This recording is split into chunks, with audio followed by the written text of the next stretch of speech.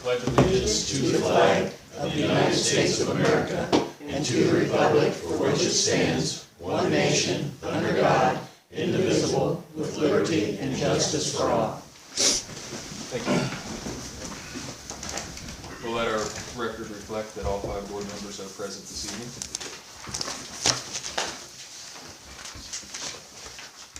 Y'all had a chance to review the minutes from our last board meeting? I make a motion to accept the minutes. I'll second. All in favor? Aye.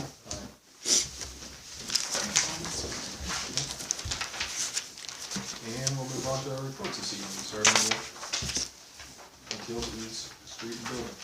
All right, underwater, the water plant's treated 1,301,120 gallons of water since September 22nd. Our average daily usage has been 61,958. Filters were backworked on September 28th, October 6th, and October 13th. The October back T-test is complete and is absent. The October water report's complete, it's been submitted. We rebuilt pressure relief valve for the water plant, it was leaking. The old fire hydrants have been repainted and we're going to be installing new chains on them here shortly. The wastewater been fully dated checks with the lift station and the sewer plant. The lift station's pumped 1,285,520 gallons since September 22nd. And our average daily usage has been 61,215. It's the first time this year we fell below on sewer. Our sewer's actually less than our water production. It's been dry. Yeah, dry. They say no rain. Sewer plant's closed, we're not discharging at this time, and the weekly sewer samples are complete. The October wastewater report's complete and it's been submitted. I had 6 sewer connection inspections, and I've attached a quote for your review. For a sewer camera, a metal detector, and a line locator. We have borrowed a camera from Arcadia in the past, but I'd like to have our own. We also need a metal detector and a locator. You know, we currently have over 30,000 feet of tracer wire on water and sewer lines in town, but we don't have any equipment to locate them.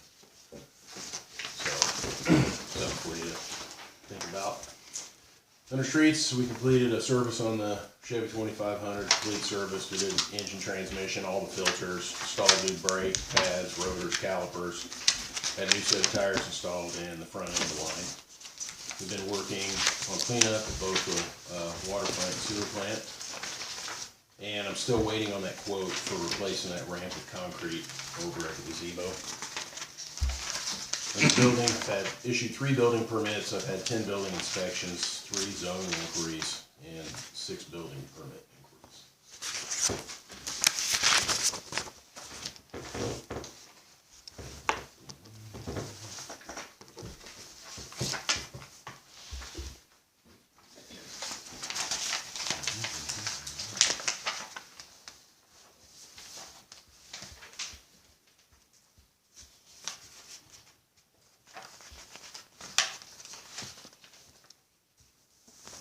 You guys don't have any questions about anything?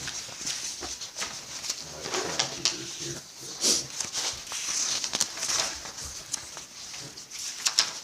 I don't know what you guys think about this quote that Andy has submitted for the 3 pieces of equipment, but I'd like to make a motion to go ahead and approve that. It's equipment that he definitely needs, and that's an excellent price on that camera. I'll tell you, I've looked at several different ones from several different suppliers, and I've had them out to demo this. I've used all 3 of these. I mean, it's been over a year ago, but they refreshed the quote earlier this year, and they're still honoring it. And you can see the date of the quote, but I called them back to verify it, and that price was originally from April, but they said they would honor that price. It's kind of neat if we ever had a. Just got. I'm sorry, go ahead. No, I said if we ever had a GIS program here, if the town's ever on it, that locator has a GPS in it, so you can put your own things onto your map. The guy was showing me, and it's a cheaper version of it. He was doing a thing on Google Maps on his phone, but showing me how it worked.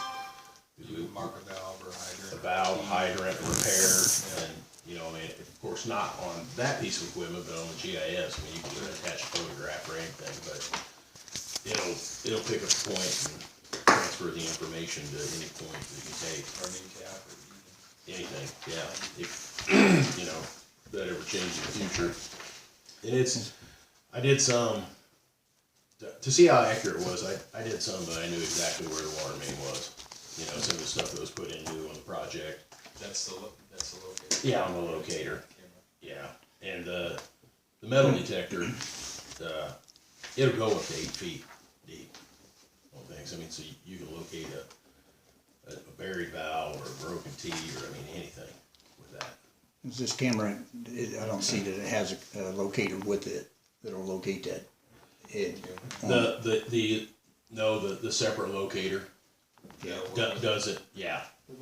Will it get some of your deep manholes and sewer lines and things like that if you're cameraing them? That one we had a locator that came with it that would go down whatever depth that you put that thing in, it would pick that Yeah. camera head up and you could locate that camera head. Yeah, we got this one out and did a sewer up the alley, but I can't remember the depth he said. The one we did was about 10 feet deep, probably. Are you pretty confident that this equipment would fit all your needs, or would it be worth Yeah. looking into that and seeing? Well, I mean, I could ask for the depth. I mean, I don't know. I can verify it first because I don't know. I don't know that answer. I mean, I don't know if it's gonna go. I don't know if it's gonna hit your head in a 20-foot sewer or not. I mean, Yeah, that one we had, I think the head, I'm not sure whether it put all a transmitter, signal in the locator would pick up the extra depth that most locators wouldn't. yeah. I'd have to call and ask him. It was a package deal with the camera. Let you know. It was part of that camera system. You know. Out of the ones I tried, I like this one the best. It was the easiest to use. This camera, it goes to the sewer line? Sewer camera, yeah. It's a 200-foot reel. Well, that's what I'm gonna And ask it's, you. you can record. Yeah, it wasn't on here, so. Yeah, I mean, you can put it on a Yeah. SD Yeah, I card use or a it. flash drive.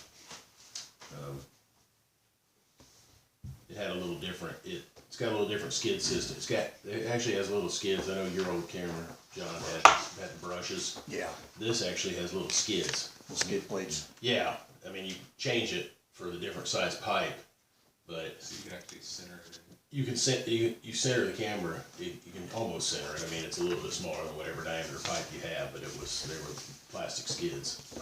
Yeah. Changed on it. The picture was really good. Well, John made a motion, I'll second it. Well, we have a motion and a second. They're all in favor? Aye. Aye. Andy, if you wanna look into this camera about a locator, maybe look at it separate and bring that back to us since we approved this purchase of this equipment. Yeah, well, I mean, I don't know the depth on it. That locator will locate that camera head. I just don't. I'm not sure about the depth. Yeah. I mean, we did it when the rep came from the factory to demo Okay. this one, and they're showing me everything on it. So I'll find out first Okay. before I do anything. For paying for this, new camera out of the sewer and the detector and the line locator out of the water main. You do all three utilities, stormwater and sewer. Is it Yeah, 'cause used you for got both, across all the- of them? Yeah. Put it across, okay. So that's typically what we do. Alright.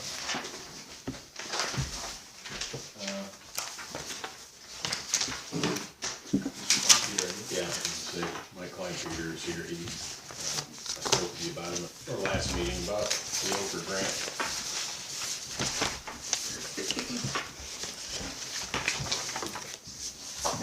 Couple pieces of paper here.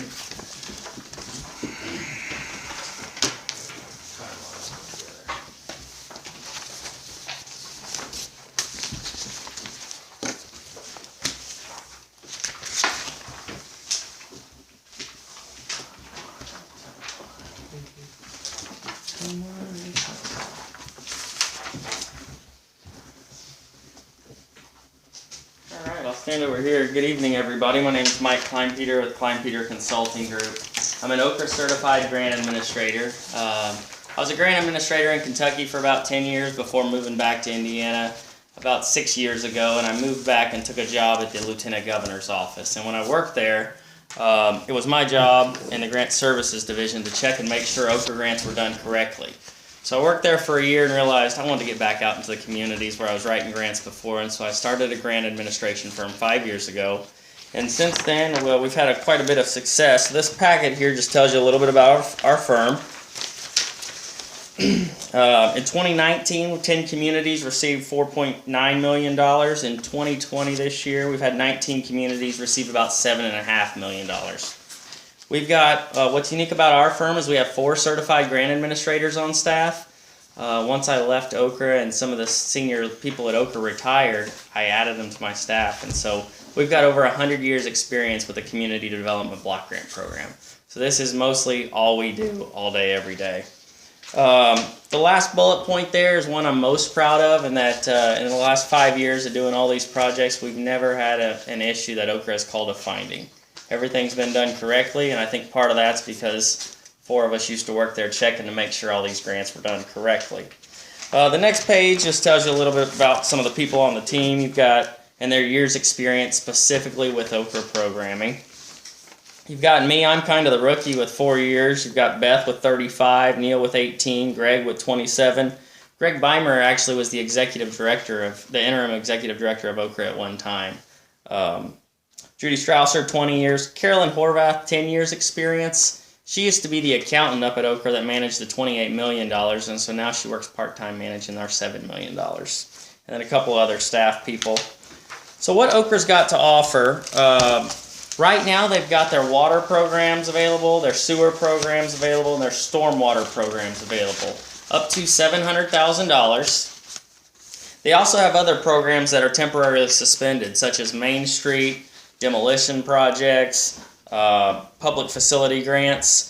Due to COVID, they've kind of funneled all their money into water, sewer, and stormwater, but those are other grants that are hoping to open up next year. They haven't announced when it will, but those are some other potentials. You're allowed to have a total of 3 grants at any given time. The only rule is the previous one is under contract, and so right now I don't think you have any OKRA grants available, so you've got a slot should you so choose to do it. The next page there shows you the grant amounts. In order to get the full $700,000, you have to have a total project cost over $1 million. So if you had $1 million project, you get $700,000 in grant, you'd have to put up $300,000 in local. You can come in for a project smaller than that. So if you were to come in for a project under $1 million, you could get $600,000 in grant. So if you wanted to do a smaller project like $750,000 project, you could get a $600,000 grant with a $150,000 match. So those are kind of the 2 categories you fall into. Either you can go after $700,000 or you can go after $600,000, or a lesser amount if you have an even smaller project than that. One thing I will say though is for OKRA, you come in, they've got a rule that if you come in with a sewer project and get funded, if you come in with another sewer project within 5 years, you take a 50-point deduction. So they want communities to think kind of over the next 5 years, what are your needs? And so that way you just don't come in every year for a small project. So as I tell communities that are looking to come in for a smaller project, less than $750,000, you're kind of leaving grant money on the table. But you certainly have that right should you so choose. In order to apply for an OKRA grant, there's a bunch of steps to it, but really there's 5 main things that cause projects not to be able to be submitted or be eligible. These are the 5 things like you have to have. The first is an income survey. We don't automatically qualify for OKRA programs, so we have to do an income survey. And what that would mean is I would get a list of all the wastewater customers. We would then pull a random sample of the customers and mail them a piece of paper that says how many people live in your house, and there's a category 1 through 8, and it says do you make above or below in a dollar amount. We don't need to know the exact amount. They just check yes or no and send it back. It's to be eligible for the program, and we have to do it. There's no way around that. So that's one thing we have to do. The second thing is at the time of application, you got to have your local match money. So if we were doing $1 million, we'd have to have a ban or something for $300,000 to show our match for the project. The third thing is site control, so we'd have to own any land or have it be in the right-of-way for any project. So I think that's usually one we can identify fairly quickly depending on the project and get it situated. The fourth is an environmental review. Because this is federal money, we're required to do a Section 106 review. And basically that's a very high-level review of the project. We send it out to about 10 agencies, and they're allowed to comment on what issues or concerns they have about the project. And then the last thing is a preliminary engineering report, which I think you guys have already had done. So these are the 5 big things. We'd have to do a public hearing as well, but if a project doesn't go in, it's usually one of these 5 things that stop it. If you get through these 5 steps, then you can bring in a project. If you're unsuccessful, then what happens is you just do 2 public hearings, you come right back in the next round. Luckily, I haven't had to do that too often, so in the last 2 rounds, we went 4 for 4 and 4 for 4, but you just don't know how many projects are coming in. Okra usually gets anywhere from 20 to 30 projects in. They usually fund 12 to 15, but in any round, there could be 40 or 50 projects. You just never know. So with that, you've got, my phone number, my contact information. We're working all over the state. We're as far west as Clay City, North Salem, New Market, Thorntown. Up north, we're in Wanamac, Alexandria, Elwood, Frankton, and we're out east in Greenfield, Newcastle, Fayette County. So we were anywhere in the state. Sure. Yeah, I was wondering, concerning these 5 requirements for application. Sure. Who performs that? Does Okra do that? No, so the income survey is something that your grant administrator, I would be required to do.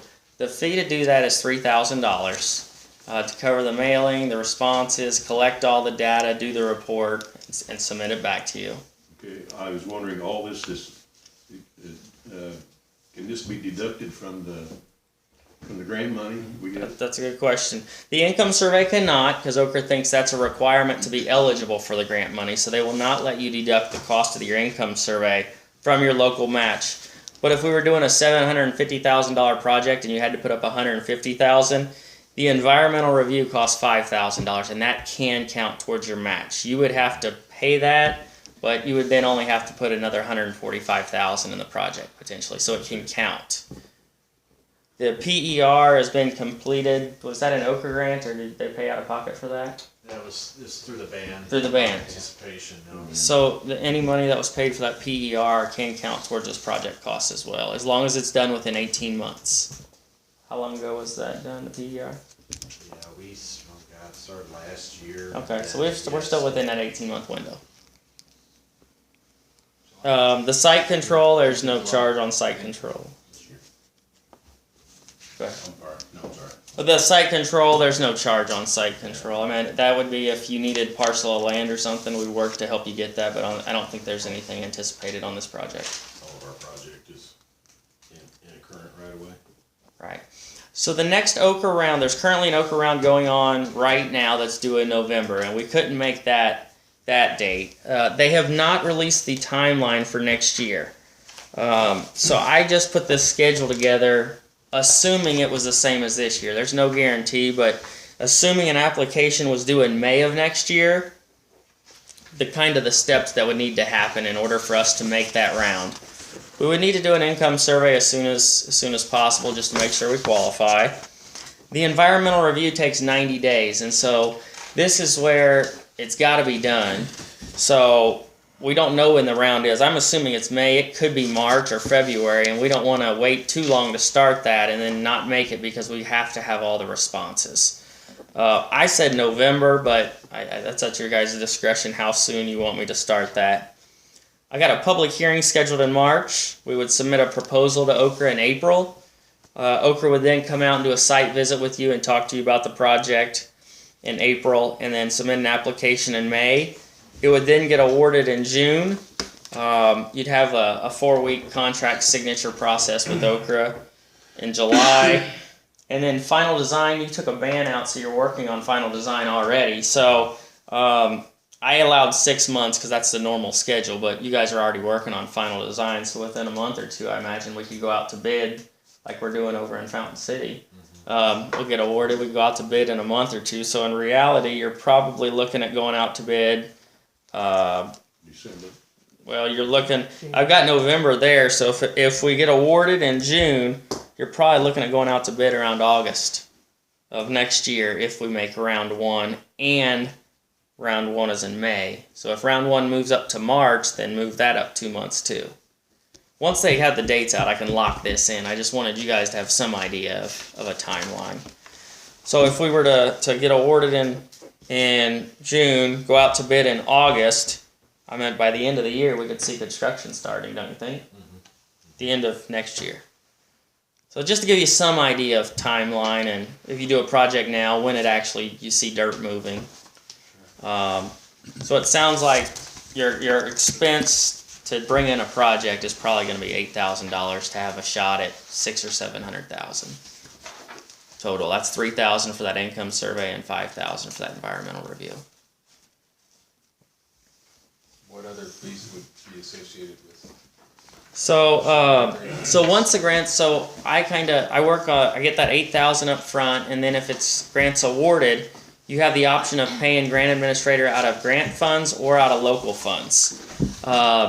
It's the same fee either way. Ochre thinks it's reasonable to charge 8% of the grant amount plus $5,000 for labor standards and $5,000 for ER, which you've already paid, and that's common among any of the grant administrators. Most communities just pay that out of their local funds that they got to match for the project, so they can pick their grant administrator and start working on the project right away. If you wanted to have the grant do it, you would have to send out a procurement, go through a procurement process, interview grant administrators, then pick one, and then you can start working on it. So most people just pay out of local funds, but that 8% plus that $5,000 is, I only get that money if a grant's awarded. Sure. If it doesn't, I get nothing further. So there's an incentive, definitely. So it's 8% of the grant amount plus $5,000 for labor standards and $5,000 for environmental review. And what that labor standards is because this uses federal funds, we got to pay federal Davis-Bacon wages, and so we're required to do any employee interviews out there and get certified payrolls and go through all that stuff.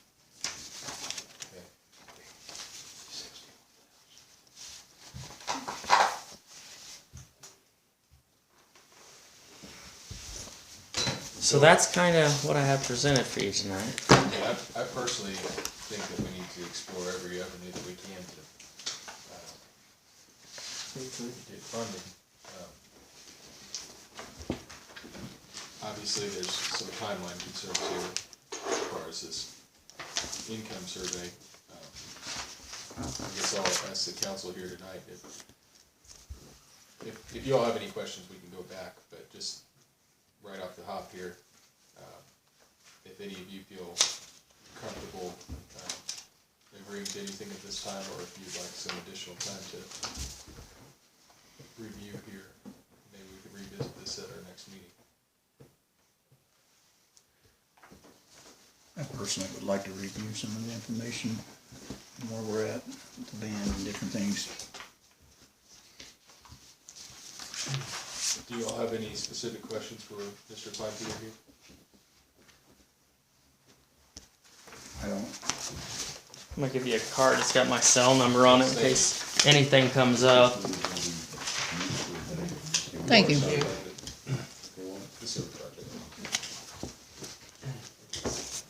I appreciate it. Yeah, no problem. We are,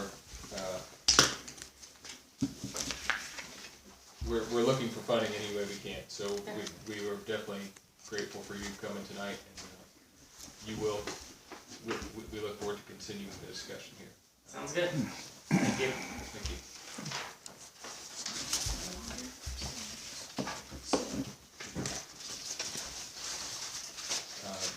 Judy, do you have anything? No, not really.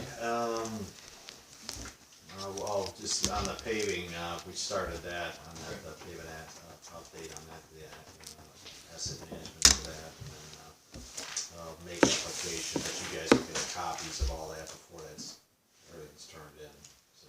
December's still the deadline on that, December 1st. And they still doing 2 rounds at this point, or have they reduced it back to 1 yet, do you know?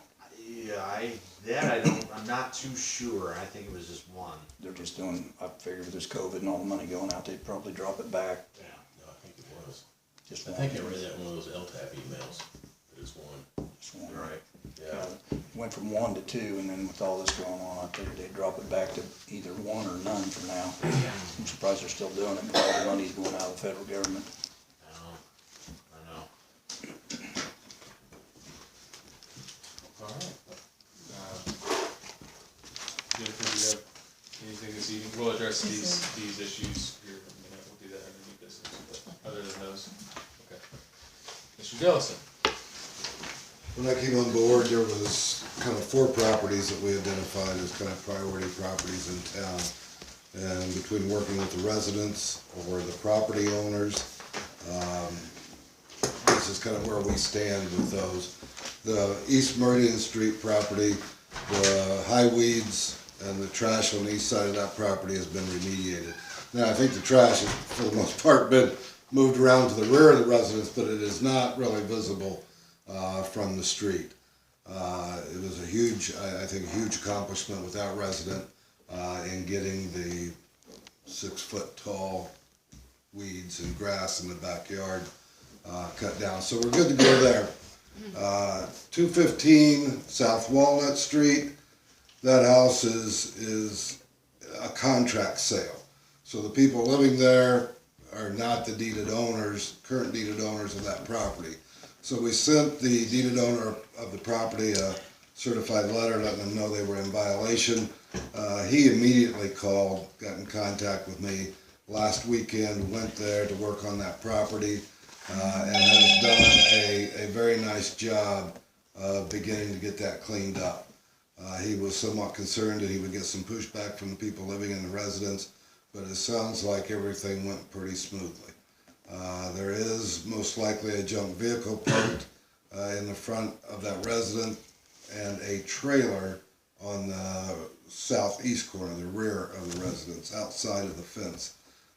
Both of those, I feel like that when the time is appropriate, I can remediate through our ordinances and have those removed. So huge progress. You can actually see the house from the street now. So real nice progress made there.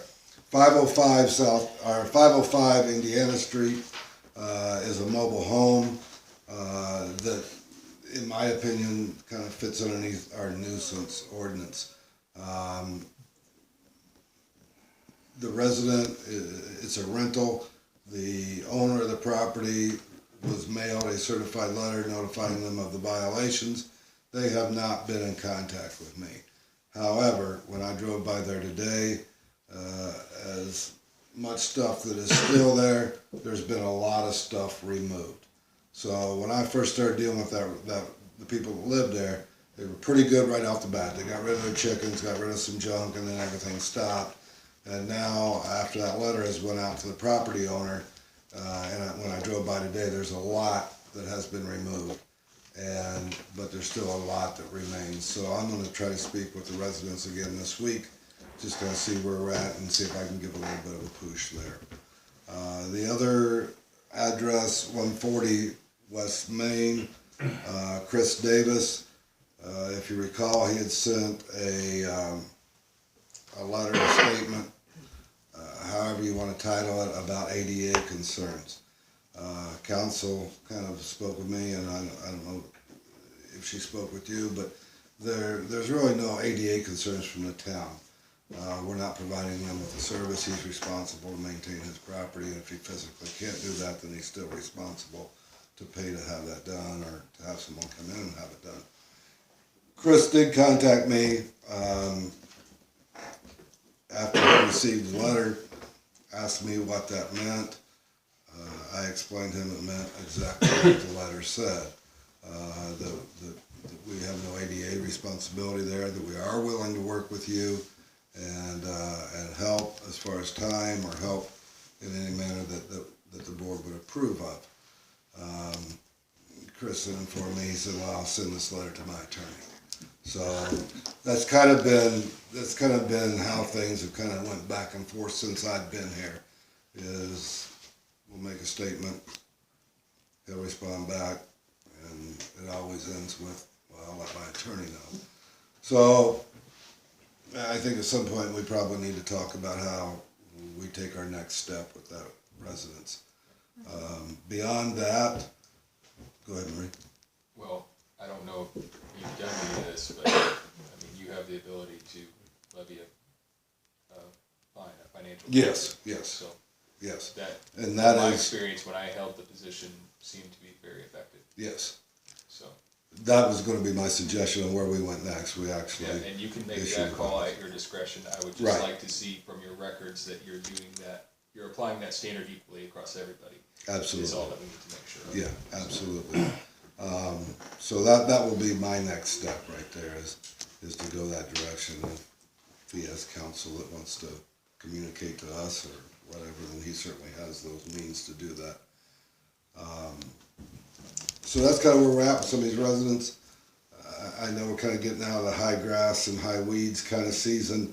So, you know, I'll be looking specifically at some things like junk vehicles around town, open burning, that kind of stuff that, you know, kind of violates some of those ordinances as we get into fall. And then, you know, as we progress into winter, we want to make sure that we have our parking and everything kind of tightened up and make sure everybody understands where they can park and where they can't park as we get into snow removal for this winter. So that's kind of where we're at as of this week. Jeff, I'd like to personally applaud you for your patience and your effort. It's particularly concerning the individual, you know who I'm talking about, across from me. And I know that individual is very hard to deal with. And I kind of feel like it's some of your past experience in the police force and different things really helped you out a lot in dealing with her. So I personally want to just thank you because I know that was a hard thing to get done. And it took a lot of patience. And so I just want to, I don't know about the rest of it. I know that you're doing a good job. Thank you. Absolutely doing a good job. Thank you. Yeah. You're very thorough and I appreciate you very much. Yes.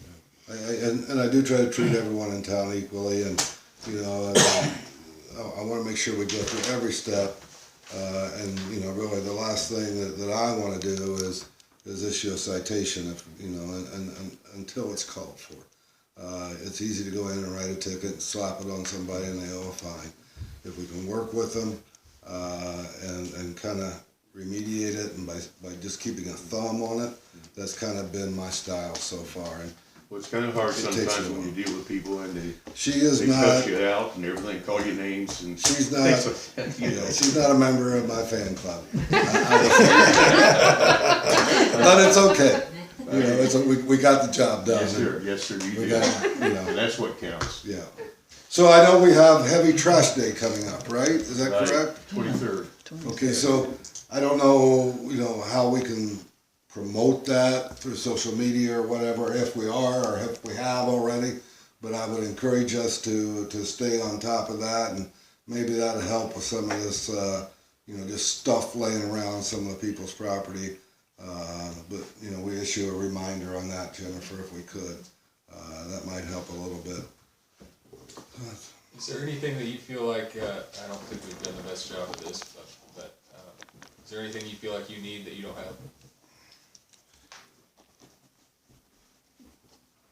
Yeah, I think access, because I work a lot of hours when we're closed. Sure. I come in, that's when I can get in contact with people. People are home.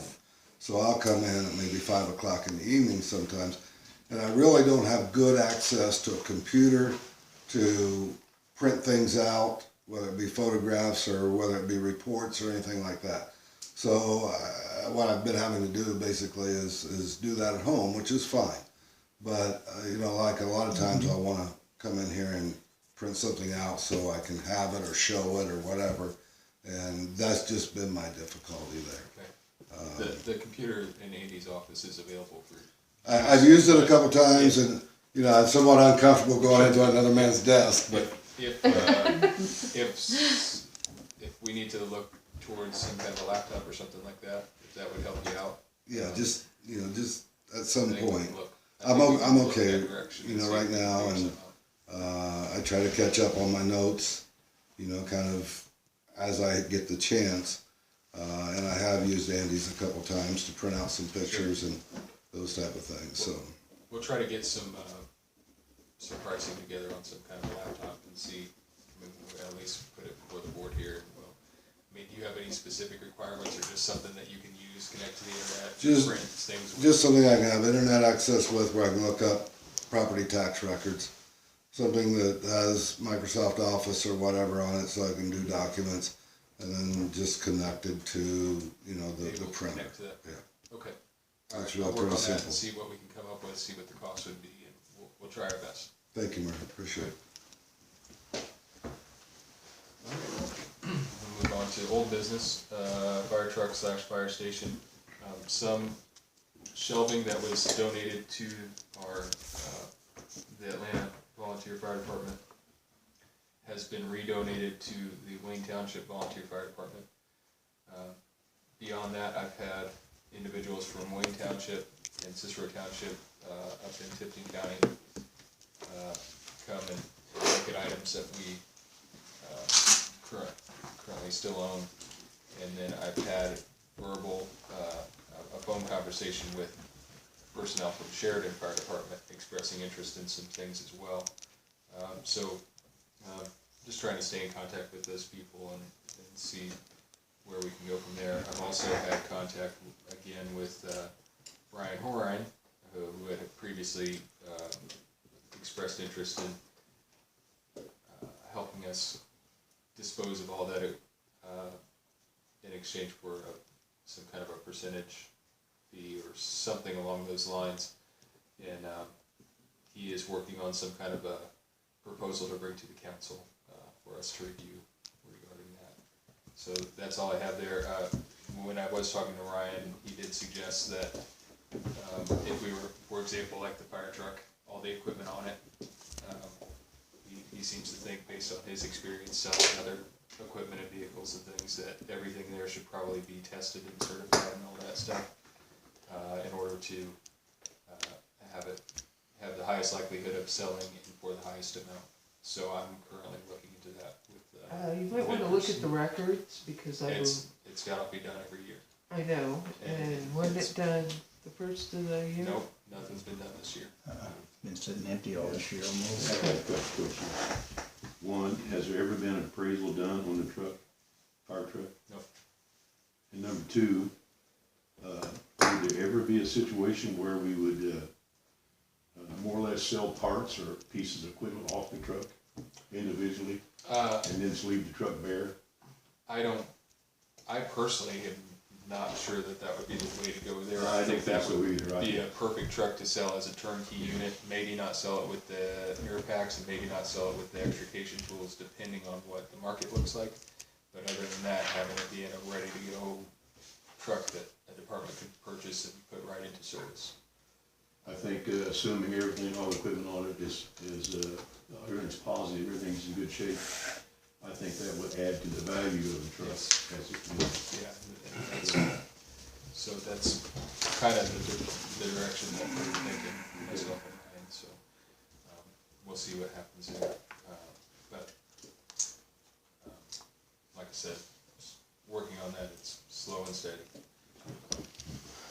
We also have Ball Diamond in old business. I believe that you had some information regarding that. Yep. So we had talked a little bit about like insurance and stuff.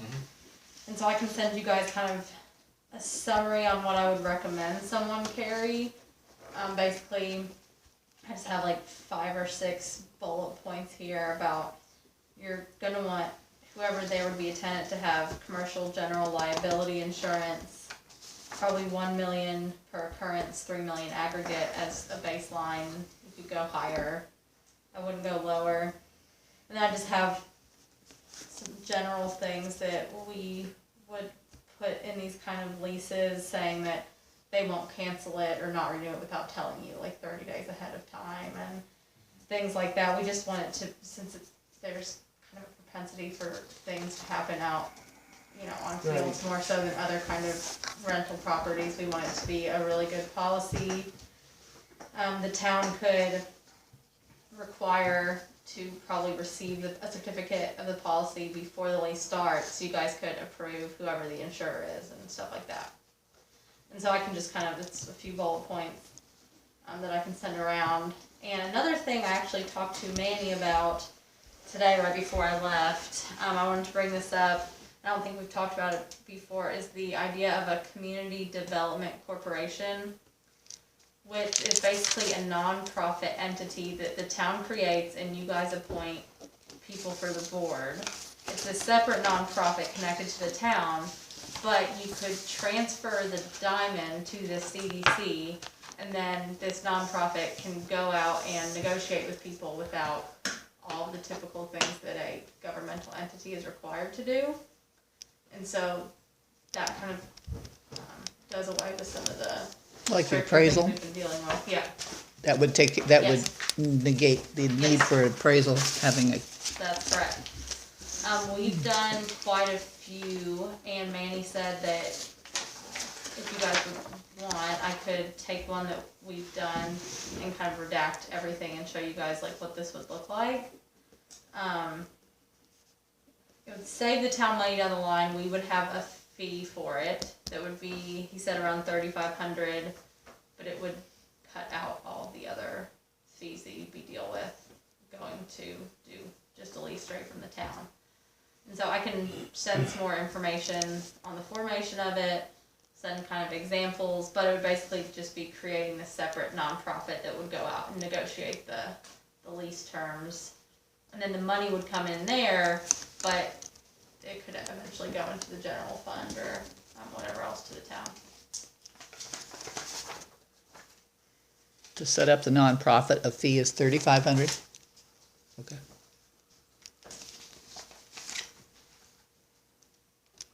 I'd like to table it. I'd like to think about that a little bit. Okay.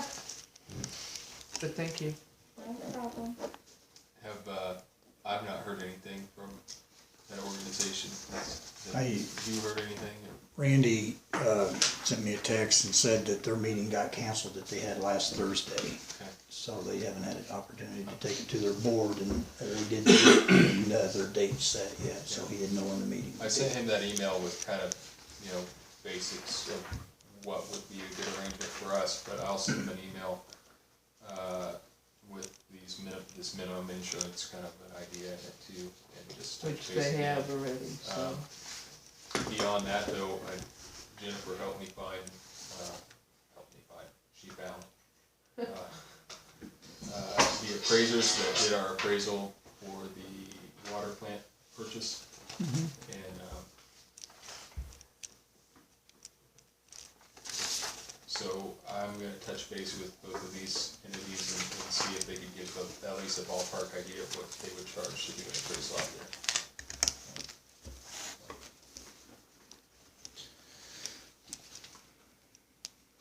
Any other old business this evening?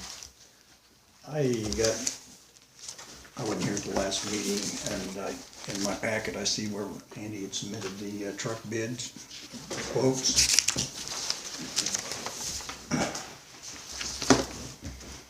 And I spoke with Andy before this meeting, and he said that we're like 3 months out on the order, placing order on trucks now, since they're not working full capacity at the factories.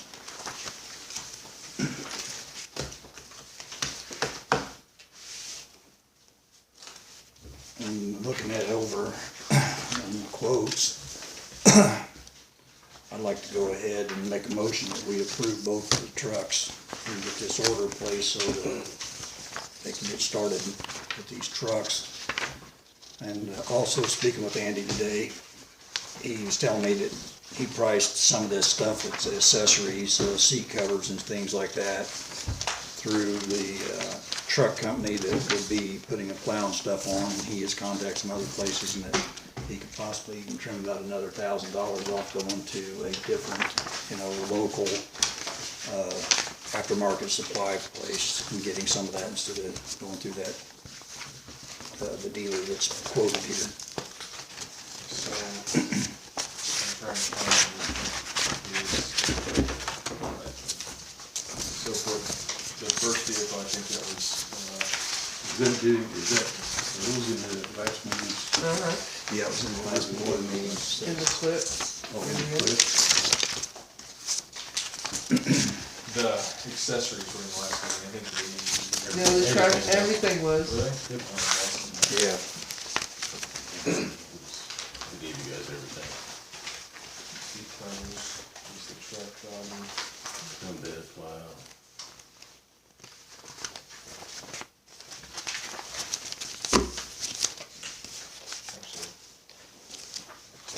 the picture though.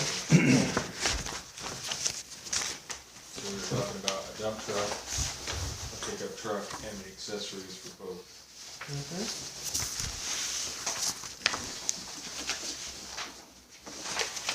Pretty sure, here we go. From, I got this in my 9/8 packet here.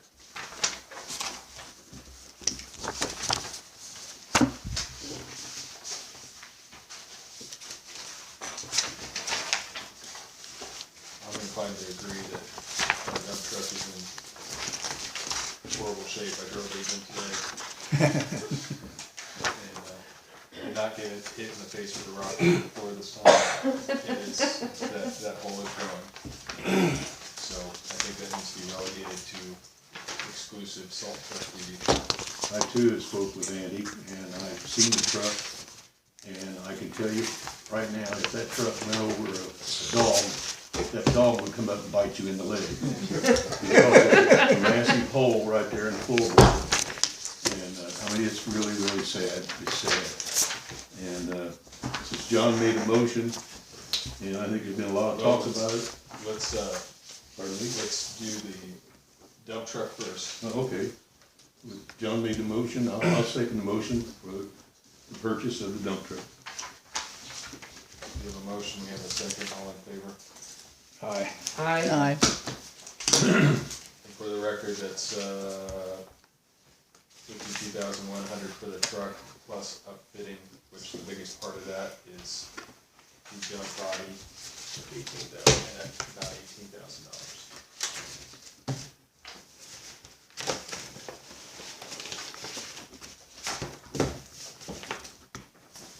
Good deal. So the second would be a 2021 3/4 ton pickup truck.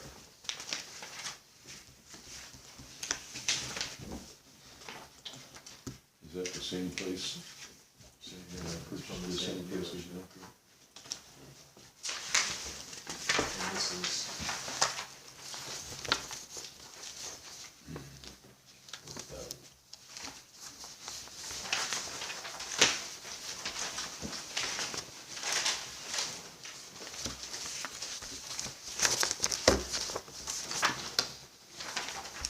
I personally don't have any problems with this. Don't know how you all feel, so let's find out.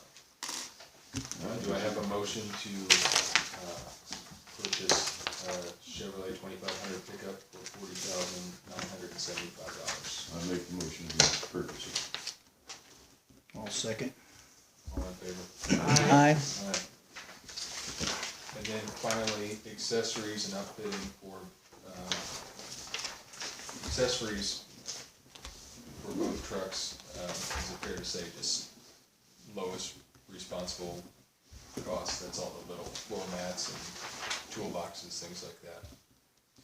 You all okay with Whatever purchasing all cost that you can stuff? find that Yeah, I acceptable. bid stuff from like 6 different places. Okay, so,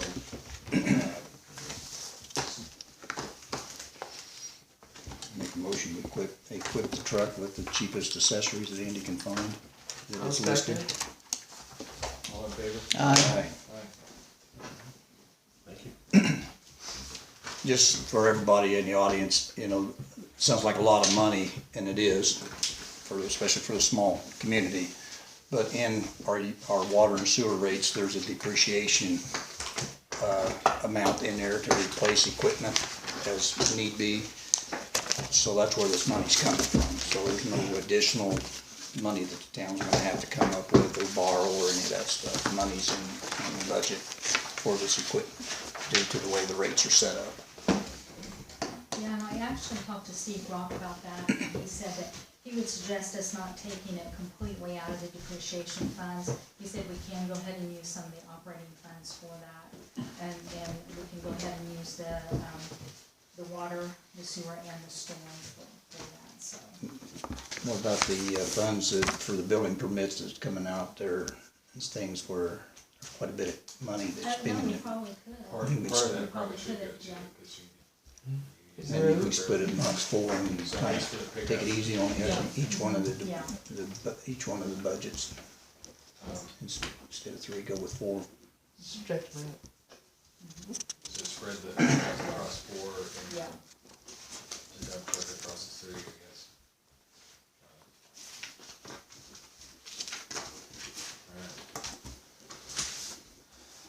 We'll move on to new business this evening. First, we have 2 resolutions. One of them, based on the budget that we just passed, let's see, the last meeting of the meeting before, I guess the meeting before. We, motor vehicle highway fund, we reappropriated $25,330 out of that fund for this year and next year. We have resolution R10-2020-01, which reduces MBH by $25,330 for this year. Is that correct, Jennifer? Yes, That's that what is MPH money that we will not be using this year. So we're gonna reduce the budget, the budget amount that we are allowed to spend, and we will not gonna be spending that this year, so we'll take it for next year, so. So, do I have a motion to pass resolution R-10-2020-01? I'll make that motion. Is there a second? I'll second. All in favor? Aye. Aye.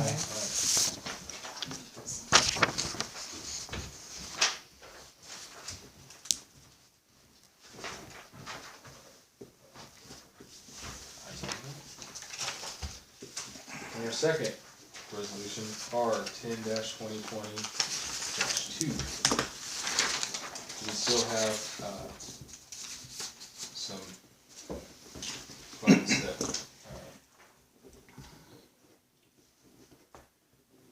they're basically not utilized anymore. One is the police festival fund, the other one is the local law enforcement continuing education fund.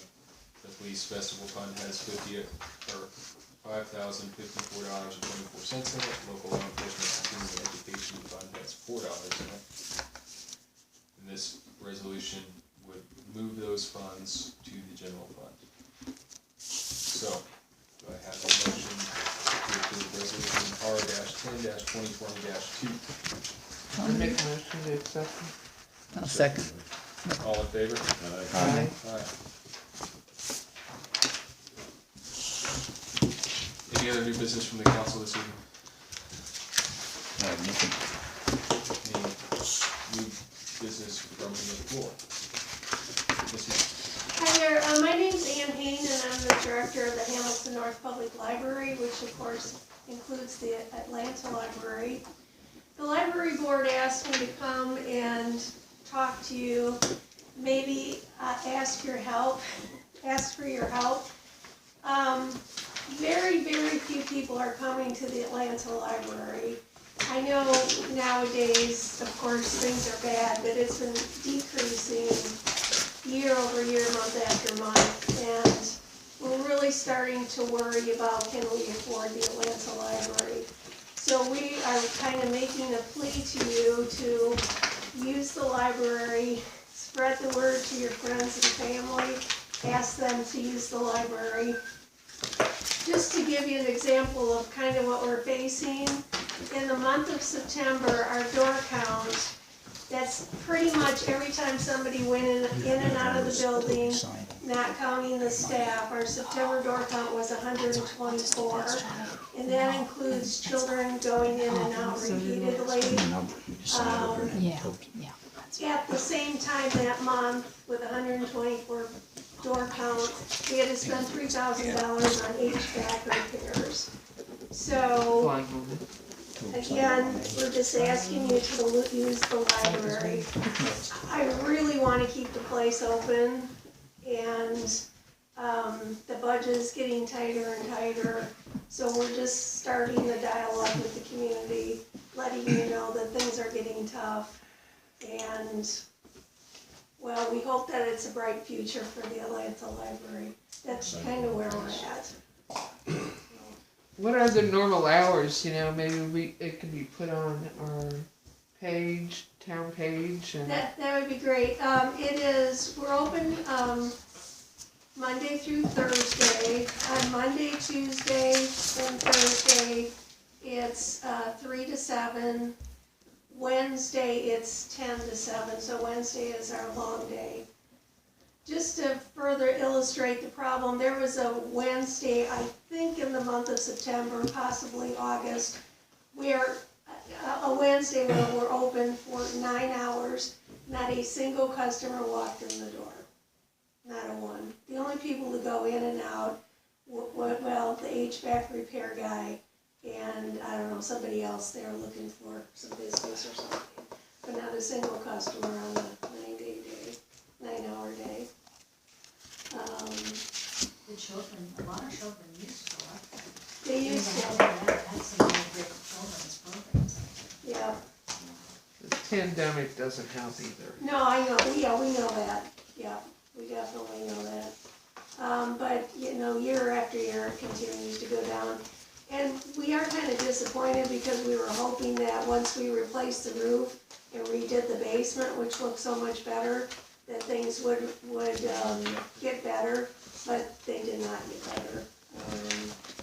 I must confess, I've never been in the library, Well, there you go, now's the time to start. but, My husband does. do you have, do people have access to computers in there? There are computers, there's currently one public computer upstairs and I think 3 downstairs. So, but, I mean, they're available for like students who wanna, Yep, anybody can go in, you don't have to